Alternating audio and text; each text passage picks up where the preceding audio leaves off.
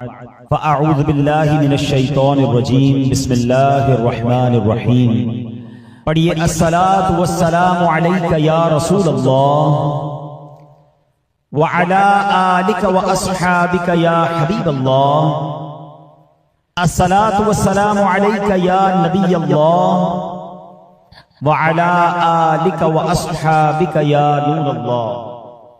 درود پاک کے بے شمار فضائل و برکات ہیں۔ القول البدی میں ہے حضرت ابو عباس احمد بن منصور رحمت اللہ تعالی علیہ کو انتقال کے بعد کسی نے خواب میں دیکھا کہ وہ سر پر موتیوں کا تاج سجائے، جنتی لباس میں ملبوس، شیراز کی جامع مسجد کے محراب میں کھڑے ہیں۔ خواب دیکھنے والے نے عرض کی ما فعل اللہ بکا، یعنی اللہ پاک نے آپ کے ساتھ کیا معاملہ فرمایا؟ تو فرمایا کہ میں کثرت سے درود شریف پڑھا کرتا تھا، یہی عمل کام آ گیا، اللہ پاک نے میری مغفرت فرما دی اور مجھے تاج پہنا کر جنت میں داخل کر دیا۔ کیا بات ہے درود پاک کی! آپ یقین کریں، اگر میں آپ سے یہ کہوں کہ زندگی میں ایک مسلمان ہونے کی حیثیت سے اگر آپ اپنی خواہشات، اپنی ڈیزائرز کیا کیا ہیں لکھیں ذرا، کہ مجھے دنیا میں کیا چاہیے، مجھے مرتے وقت کیا چاہیے، قبر میں کیا چاہیے، مرنے کے بعد محشر کے دن میں کیا چاہتا ہوں، کبھی اکیلے بیٹھے نا تو لکھیے گا، ٹھیک ہے؟ اور اب میں آپ کو بہت ساری حدیثوں کا کچھ نچوڑ پیش کرنے جا رہا ہوں، سنتے جائیے اور سبحان اللہ بھی کہتے جائیے۔ اگر آپ روزی میں برکت چاہتے ہیں تو درود پاک پڑھیے، اگر آپ بیماری سے شفا چاہتے ہیں تو درود پاک پڑھیے، اگر آپ ذلت و رسوائی سے بچنا چاہتے ہیں تو درود پاک پڑھیے، اگر آپ عزت میں اضافہ چاہتے ہیں تو درود پاک پڑھیے، آپ مصیبتوں اور پریشانیوں سے بچنا چاہتے ہیں تو درود پاک پڑھیے، مرتے وقت کلمہ پڑھنا چاہتے ہیں تو درود پاک پڑھیے، مرتے وقت آقا کا دیدار کرنا چاہتے ہیں تو درود پاک پڑھیے، آپ یہ چاہتے ہیں کہ آقا اپنے مبارک ہاتھوں سے قبر میں اتارے تو درود پاک پڑھیے، اپنی قبر کو نور مصطفیٰ سے جگمگانا چاہتے ہیں تو درود پاک پڑھیے، قیامت کے دن نبی پاک کے پرچم تلے اٹھنا چاہتے ہیں تو درود پاک پڑھیے، آقا کے ہاتھوں جام کوثر پینا چاہتے ہیں تو درود پاک پڑھیے، اور سنیے آقا کے ساتھ جنت میں جانا چاہتے ہیں تو درود پاک پڑھیے، مدینے جانا چاہتے ہیں، بار بار جانا چاہتے ہیں تو درود پاک پڑھیے، اور زندگی میں دیدار مصطفیٰ کرنا چاہتے ہیں تو درود پاک پڑھیے۔ کچھ باقی رہ گیا؟ اللہ اکبر یا رسول اللہ، مجھے بتائیے اور کچھ باقی رہ گیا ہے؟ ایک مسلمان ہونے کی حیثیت سے what ever I need in دنیا اور ان ہیئر آفٹر، دنیا اور آخرت میں جو کچھ چاہیے، روزی برکت والی، زندگی عزت والی، پریشانیاں دور ہو جائیں، بیماریاں دور ہو جائیں، ذلت اور رسوائی سے بچا رہوں، ایمان والی موت ملے، جب تک زندہ رہوں مدینے آتا جاتا رہوں، آقا کی دید کرتا رہوں، آقا جنت میں ساتھ لے جائیں۔ اب کچھ باقی بچتا ہے؟ اب یقین کریں میں نے اپنی طرف سے نہیں بتایا، یہ جن کا کچھ مطالعہ ہے تو ان کو یاد آ رہا ہوگا کہ اس ہر جملے کے پیچھے کوئی نہ کوئی ایک روایت یا کوئی نہ کوئی حدیث موجود ہے، یعنی یہ سارے انعامات دنیا کے، قبر کے، حشر کے، یہ سارے انعامات نبی پاک نے درود پاک کی فضیلت میں بیان فرما دیے ہیں۔ یہ ایسے ہی شاعر نے نہیں کہا کہ ہر درد کی دوا ہے، صلی علی محمد، تعویذ ہر بلا ہے، صلی علی محمد صلی اللہ علیہ وسلم۔ پھر کیوں نہیں پڑھتے؟ یعنی اتنے سارے مسئلے حل ہو جائیں ایک ہی وظیفے سے۔ لوگ پوچھتے رہتے ہیں کوئی وظیفہ بتا دیں، روزی میں برکت کا بتا دیں، پریشانی دور ہو جائے بتا دیں، مدینے کا کوئی وظیفہ بتا دیں، اور یہ سارے وظیفے درود پاک میں چھپے ہوئے ہیں۔ پکڑ لو نا درود پاک، پھر دیکھیں اس کی کیسی برکتیں آپ زندگی میں دیکھیں گے، آپ کا چہرہ شاش بشاش ہو جائے گا، آپ کی طبیعت فریش ہو جائے گی، آپ کو مزے کو مزہ آ جائے گا۔ بس درود پاک کی کثرت پڑھتے رہا کریں، پڑھتے رہا کریں، انشاءاللہ برکتیں ہی برکتیں۔ میں بھی نیت کروں، آپ بھی نیت کریں۔ ایک اور خوبصورت بات بتاؤں، جو بڑی خوبصورت آیت ہے، میں سمجھتا ہوں شاید دنیا بھر کے عاشقان رسول کو یہ کم از کم آیت تو سب کو یاد ہوگی۔ کون سی آیت؟ ان اللہ وملائکتہ یصلون علی النبی یا ایھا الذین آمنوا صلوا علیہ وسلموا تسلیما. مل کر درود پاک. اللہم صل علی سیدنا و مولانا محمد طب القلوب ودوائها وعافیت الابدان وشفائها ونور الابصار وضیائها وعلی آلہ وصحبہ وبارک وسلم. اب یہ جو آیت درود ہے نا، شعبان کے مہینے میں نازل ہوئی ہے، تو چلو نیت کر لیں انشاءاللہ اب سے روزانہ کثرت سے درود پاک پڑھیں گے انشاءاللہ. آئیے مل کر محبت کے ساتھ ایک بار پھر درود پاک. صلو علی الحبیب صلی اللہ تعالی علی محمد صلی اللہ علیہ وسلم. مشہور صحابی حضرت ابو ہریرہ رضی اللہ تعالیٰ عنہ فرماتے ہیں کہ ایک مرتبہ میں رسول اکرم نور مجسم صلی اللہ تعالی علیہ وآلہ وسلم کی ابتدا میں نماز عشاء پڑھ کر واپس جا رہا تھا. میں نے دیکھا کہ ایک عورت اپنے آپ کو پوری طرح ڈھانپ کر سڑک کے ایک کنارے پر کھڑی ہے اور اس نے مجھے پکارا کہ اے ابو ہریرہ ذرا میری بات سنو. آپ کہتے ہیں میں قریب گیا، میں خلاصہ عرض کر رہا ہوں. تو اس عورت نے کہا کہ مجھ سے بہت بڑا گناہ ہو گیا ہے، کیا میری توبہ قبول ہوگی؟ حضرت ابو ہریرہ نے اس سے سوال کیا کہ کیا گناہ ہو گیا؟ اس نے گناہ کی تفصیل بتائی، کافی بڑا گناہ تھا. آپ نے کہا کہ تو ہلاک ہو گئی اور تو نے دوسروں کو بھی ہلاکت میں ڈال دیا، اتنا بڑا گناہ کیا، اب تم توبہ کی امید رکھتی ہو؟ اللہ پاک کی قسم تیری توبہ قبول نہیں ہوگی. جب آپ نے یہ کہا تو وہ عورت خوف خدا سے کانپنے لگی اور اتنا زور سے کانپی کہ کانپتے کانپتے وہ بے ہوش ہو گئی. آپ نبی پاک کی بارگاہ میں آ گئے. اب آپ کو خیال آیا کہ یار میں نے اس کو کہہ تو دیا، مگر میں نے اللہ کے نبی صلی اللہ تعالی علیہ وسلم سے مشورہ تو نہیں کیا، پیارے آقا سے پوچھا تو نہیں. اب آپ نبی پاک علیہ السلام کی بارگاہ میں آئے اور آقا سے عرض کی کہ حضور ایسا ہوا اور ایک عورت مجھے ملی اور اس نے مجھے اپنا گناہ بتایا. میں نے کہا اتنا بڑا گناہ، اب تیری توبہ قبول نہیں ہوگی. اللہ اکبر. جب نبی رحمت شفیع امت صلی اللہ تعالی علیہ وسلم نے یہ بات سنی تو فرمایا انا للہ و انا الیہ راجعون. اے ابو ہریرہ تو خود بھی ہلاک ہوا اور تم نے اس عورت کو بھی ہلاکت میں ڈالا، کیا تمہیں اللہ پاک کا یہ فرمان یاد نہیں؟ پھر نبی پاک علیہ السلام نے قرآن مجید فرقان حمید کی یہ آیت تلاوت کی. ذرا غور سے تلاوت سنیے گا. اللہ کریم ارشاد فرماتا ہے بسم اللہ الرحمن الرحیم الا من تاب وآمن وعمل عملا صالحا فأولئك يبدل الله سيئاتهم حسنات وكان الله غفورا رحيما.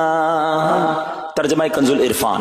مگر جو توبہ کرے اور ایمان لائے اور اچھا کام کرے تو ایسوں کی برائیوں کو اللہ نیکیوں سے بدل دے گا اور اللہ بخشنے والا مہربان ہے.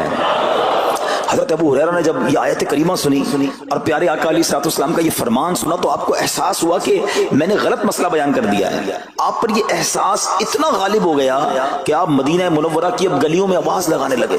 ایک عورت نے مجھ سے رات ایک مسئلہ پوچھا تھا، کوئی بتا سکتا ہے وہ عورت کون ہے؟ آپ سارا دن مدینے کی گلیوں میں آواز لگاتے رہے مجھے اس عورت کا پتہ بتاؤ جس نے مجھ سے مسئلہ پوچھا تھا. اب رات ہوئی تو وہ عورت آپ کو کل والی جگہ پر پھر کھڑی مل گئی. آپ فوراً اس عورت کے پاس پہنچے، اسے نبی پاک کا فرمان سنایا اور کہا تمہیں مبارک ہو، اگر تم توبہ کرو گی تو اللہ تمہاری توبہ قبول فرما لے گا. اب یہ عورت اتنی خوش ہوئی کہ مارے خوشی کے کہتی ہے کہ میرا ایک باغ ہے، میں نے اپنے گناہ کے کفارے میں وہ باغ راہ خدا میں صدقہ کر رہی ہوں. یہ پورا باغ ہے ابو ہریرہ میں اللہ کی راہ میں صدقہ کرتی ہوں. اللہ اکبر. اے میرے پیارے اسلامی بھائیو، اس ایک واقعے میں ہمارے لیے بہت کچھ ہے.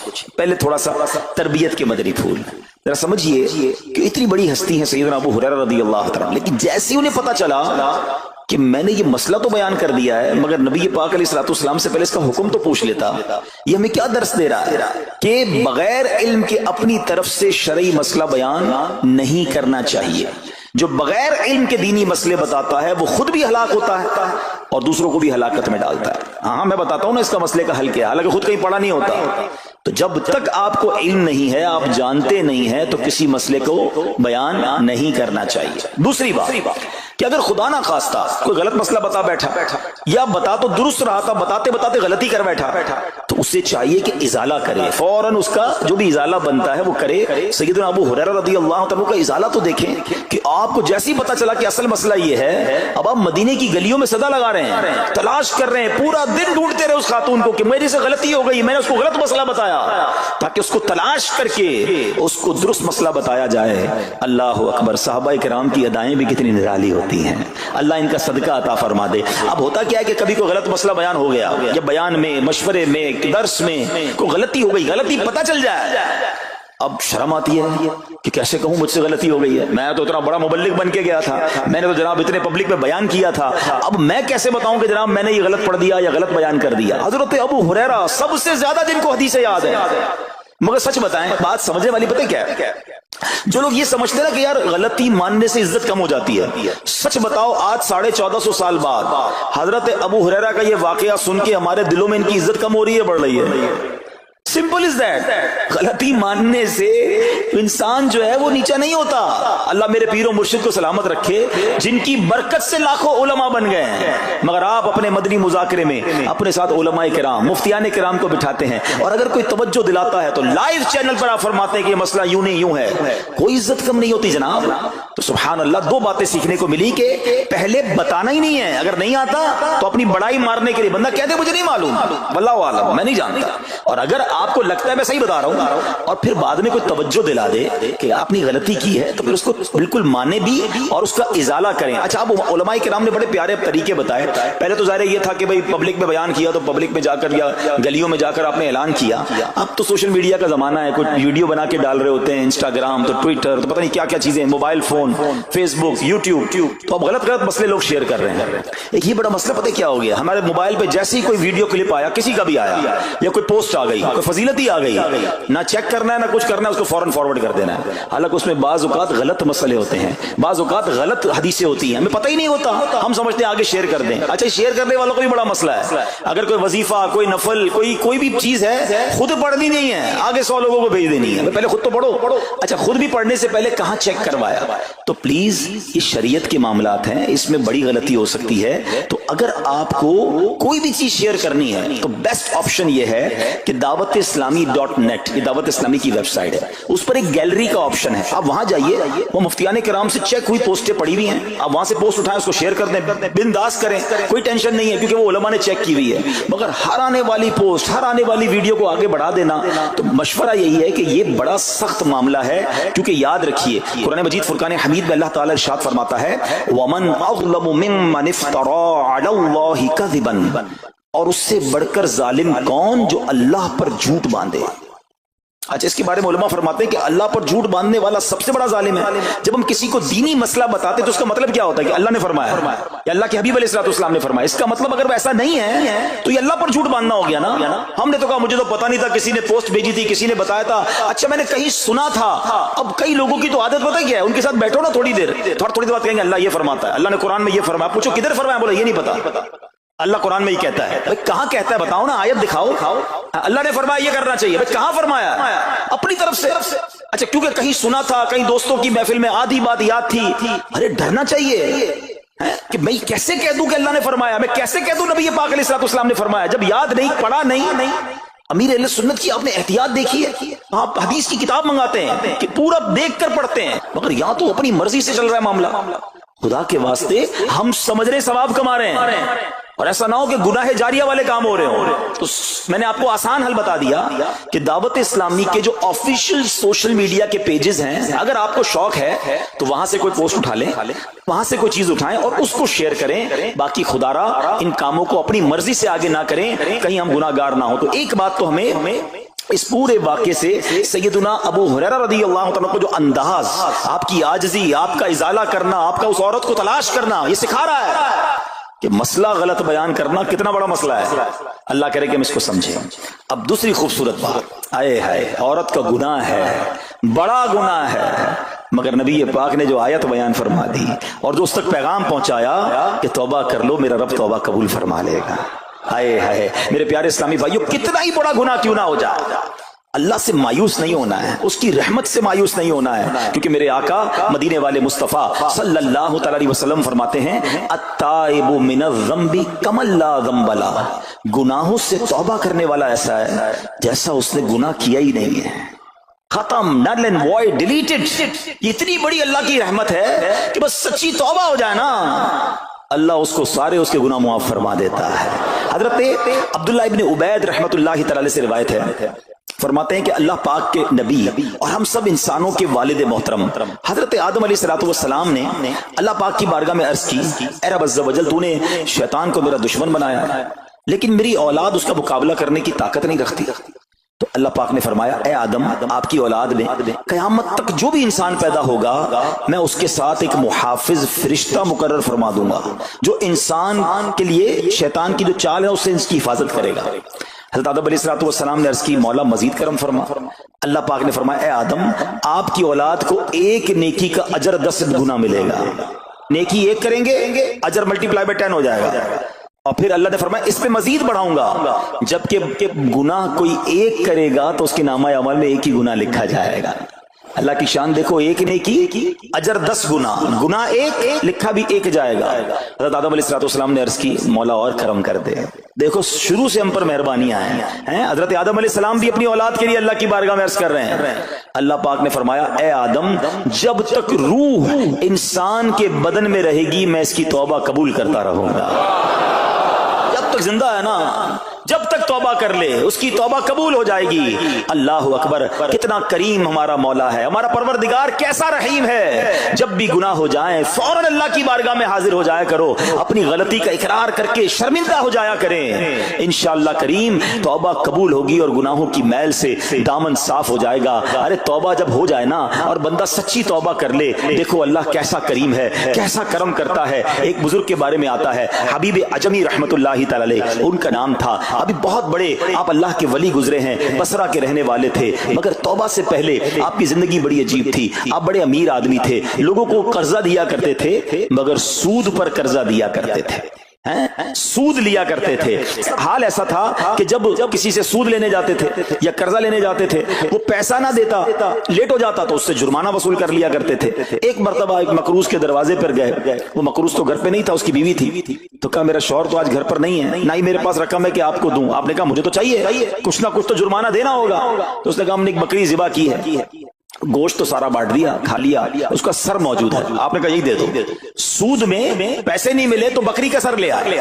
اچھا، اب جب بکری کا سر لے کر آئے تو اپنی زوجہ کو کہا کہ پکاؤ اس کو۔ تو زوجہ بولی گھر میں نہ لکڑیاں ہیں نہ دوسرا راشن ہے۔ چنانچہ اب لکڑیاں اور دوسرا راشن وغیرہ بھی دیگر مقروضوں کے گھر گئے اور وہاں سے سود میں کسی سے لکڑیاں پکڑ لی، کسی سے دوسرا راشن مسالہ وغیرہ چیزیں پکڑ لی، وہ بھی لے آئے، کہا لو پکاؤ۔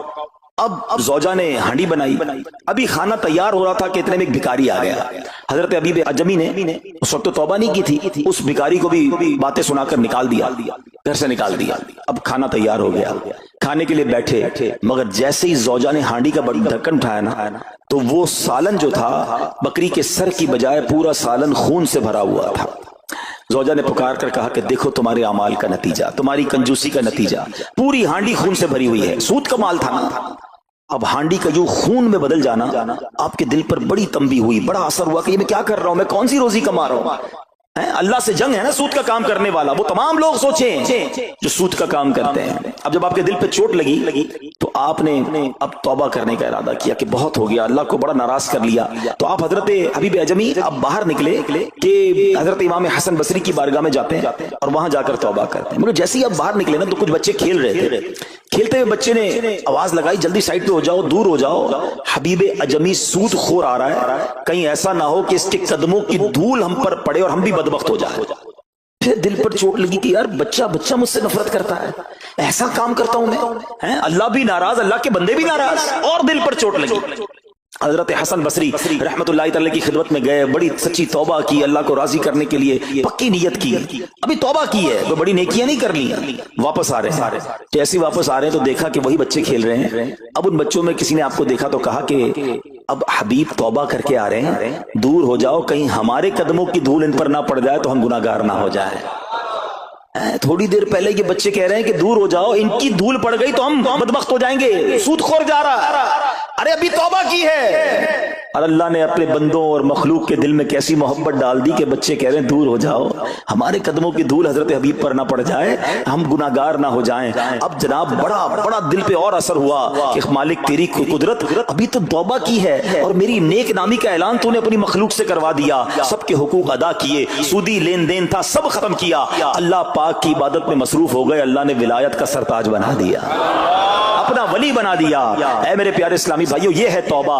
اللہ اکبر۔ اے میرے پیارے اسلامی بھائیوں، پتہ یہ چلا کہ عزت دوبارہ مل جاتی ہے، شرط صرف ایک ہے کہ آدمی صحیح راستہ اختیار کر لے۔ اولیاء کرام کی سیرت پڑھ کر دیکھیں، ہزاروں اولیاء کرام ایسے ہیں جو توبہ سے پہلے گناہوں میں مشغول تھے، معاشرے میں انہیں بری نگاہ سے دیکھا جاتا تھا، لوگ ان سے نفرت کیا کرتے تھے، مگر جب اللہ کی طرف آ گئے تو کیا کمال ہوا کہ اب جناب لوگوں کے دلوں میں تو دلوں میں، جانوروں کے دلوں میں بھی اللہ نے اپنی مخلوق کے دلوں میں ان کی عزت ڈال دی، کیونکہ عزت کس کے پاس ہے؟ رب کے پاس ہے۔ دلوں کا اختیار کس کے پاس ہے؟ وہ رب کے پاس ہے۔ آسمان ولایت کا ایک اور چمکتا ستارہ حضرت فضیل بن عیاض رحمت اللہ تعالی علیہ توبہ سے پہلے ڈاکو تھے۔ جی ہاں، آپ کتنا بڑا نام ہے ولیوں میں، مگر آپ ایک ڈاکو تھے، اور یہ کوئی کہانی نہیں، واقعی حقیقت ہے کہ رات کو جب بچہ سوتا نہیں تھا تو مائیں کہا کرتی تھیں بیٹا سو جاؤ ورنہ فضیل ڈاکو آ جائے گا۔ جس راستے پر آپ ہوتے تھے لوگ ڈر کے مارے اس راستے سے نہیں گزرتے تھے، مگر جب آپ نے توبہ کی، جن کا مال لوٹا تھا واپس کیا اور سارے حقوق ادا کیے، نیک کاموں میں مصروف ہو گئے، اللہ کی عبادت میں لگ گئے، حضرت فضیل بن عیاض نے وہ وقت بھی دیکھا کہ وقت کا بادشاہ آپ کے دروازے پر کھڑا تھا اور انتہائی عاجزی سے عرض کر رہا ہے کہ حضور ملاقات کا وقت عطا فرما دیجئے۔ اللہ کی راہ پہ جو چل پڑے، سچی توبہ کر لے، اللہ پھر کیسی عزت عطا فرماتا ہے۔ حضرت بشر حافی کا واقعہ آپ کو یاد ہوگا، آپ توبہ سے پہلے شرابی تھے، شراب کے نشے میں دھت رہا کرتے تھے۔ بڑا خوبصورت واقعہ ہے کہ اللہ کے نام کی جب آپ نے تعظیم کی اور آپ کو یہ پیغام ملا کہ اے بشر تم نے ہمارے نام کو بلند کیا، ہم تمہارے نام کو بلند کریں گے، آپ نے توبہ کی، عبادت میں لگ گئے۔ اللہ تعالیٰ کی معرفت کا عالم یہ تھا کہ آپ ننگے پیر رہا کرتے تھے۔ حافی کہتے ننگے پیر رہنے والوں کو، اب جب آپ ننگے پیر گلیوں میں گھوما کرتے تو اس شہر کے جانور راستے پر نجاست نہیں کرتے تھے۔ کیوں نہیں کرتے تھے؟ کہ حضرت بشر ننگے پاؤں رہتے ہیں، کہیں ان کے پیر گندے نہ ہو جائیں۔ ارے وہ شخص جو توبہ سے پہلے شرابی ہے، اب جانور بھی ادب کر رہے ہیں، بلکہ عالم یہ تھا کہ ایک چرواہے کے ایک جانور نے راستے پر گندگی کر دی تو اس نے کہا ہو نہ ہو لگتا ہے حضرت بشر کا انتقال ہو گیا ہے۔ جب معلوم کیا تو پتا چلا کہ ہاں حضرت بشر حافی کا انتقال ہو گیا۔ اللہ اکبر، گویا اللہ نے جانوروں کے دلوں کے اندر بھی ان کی عزت ڈال دی، کیونکہ انہوں نے رب کی بارگاہ میں سر جھکایا، انہوں نے دنیا والوں کی پرواہ نہ کی، انہوں نے رب کو راضی کرنے کی فکر کی۔ اے میرے پیارے اسلامی بھائیوں، یہ خیال دل سے نکال دو کہ جناب عزت پیسے سے ملتی ہے، عزت شہرت سے ملتی ہے، جناب سوٹ بوٹ ہو، ذرا اچھے کپڑے پہنوں، اچھی جناب لگژری گاڑی سے اتروں گا تب عزت ملے گی، ارے جناب مہنگا موبائل ہاتھ میں ہوگا تب عزت ملے گی، عالی شان کوٹھیوں میں رہوں گا تب عزت ملے گی۔ یہ بھول ہے تمہاری۔ آؤ قرآن کیا کہتا ہے، عزت کہاں سے ملے گی، عزت کس کو ملتی ہے؟ اللہ قرآن میں فرماتا ہے من کان یرید العزت فللہ العزت جمیعا۔ اللہ کہتا ہے، قرآن فرماتا ہے جو عزت کا طلبگار ہو تو ساری عزت اللہ ہی کے پاس